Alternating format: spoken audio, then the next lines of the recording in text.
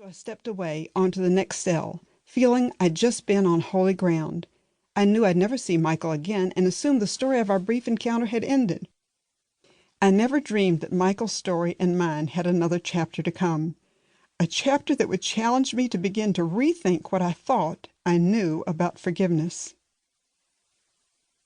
Living condemned, yet free. Angola Prison, the Louisiana State Penitentiary, where each prisoner is serving a life sentence, seems an unlikely place to spark new thoughts and deeper understanding of forgiveness. It is, after all, a place where every prisoner has to pay the earthly consequences of their crimes. Every one of the over 6,000 inmates, except in a few very rare exceptions, would die within its confines, some by execution, others by old age or illness or injury. Burl Kane, the warden, had invited Ruth Graham and friends, the ministry God had given to me, to minister to the inmates on this particular weekend, and we had allowed the press to chronicle our visit. I had accepted the invitation to the swamp-surrounded prison grounds months before, with confidence that the gospel of Jesus Christ could make a huge difference in the lives of the inmates. I confess that before meeting Michael, as I passed all the razor wire and walked the long concrete corridor to death row, my footsteps echoing in the stifling atmosphere, I worried that I was inadequate for the job.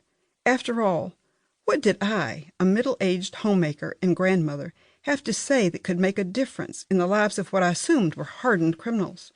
In fact, in the moment I first heard the great steel gates clang shut behind me upon entering death row that day, my only thought was a sick feeling of inadequacy and anxiety that embarrassed me.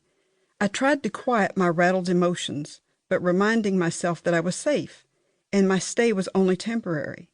I was acutely aware that such thoughts were not the stuff of a victorious spiritual moment. My nervousness made me all the more grateful for my traveling companions, the wonderful team of dedicated men and women who shared the ministry of Ruth Graham and friends.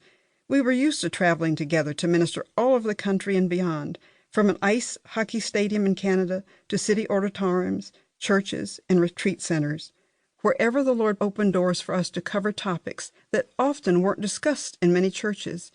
Each member of the team had an area of expertise: a psychologist who spoke on depression, another on domestic abuse, a minister who spoke of his experience recovering from addiction to pornography, a woman who shared her recovery from abortion, and another her recovery from drug addiction. All of them had more experience in prison ministry than me, but none of us were prison ministry experts. When we reached death row, our team split up so we could go to cell and speak individually with as many prisoners as possible. I was uneasy. I've always reacted negatively to the idea of people in cages. As a young woman, I went as part of a church ministry team to a local prison.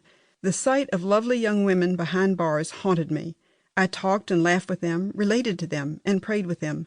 Later I found out that the woman I'd seemed to connect with the most was a murderer, and I promptly decided I was probably not called to prison ministry. Clearly, as I now stood on death row, God was causing me to rethink that conclusion, showing me that it was His power and presence, not mine, that made a difference in hearts and souls.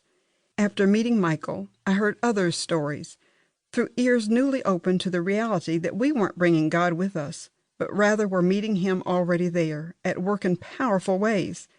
No longer concerned about my inadequacy, I was able to see God's power at work, something so evident that day. I met men at every level of faith, some who wanted nothing to do with us and turned their backs, some curious about God, some hungry to hear of God's love for them, some eager to share their faith stories with me, and some men of great faith, humbled by brokenness, yet who appeared healed and whole. When we led worship with the inmates, we were overwhelmed with the power of thanksgiving and rejoicing we witnessed. So many of these prisoners were living in true freedom. How had they done it? How had they accepted God's forgiveness for the wrongs they had done? I had trouble doing that for myself. How had they forgiven themselves? A major struggle for me. How had they forgiven the many who had wronged them along their painful journeys? My journey paled in comparison to the pain many of them had known. I couldn't imagine.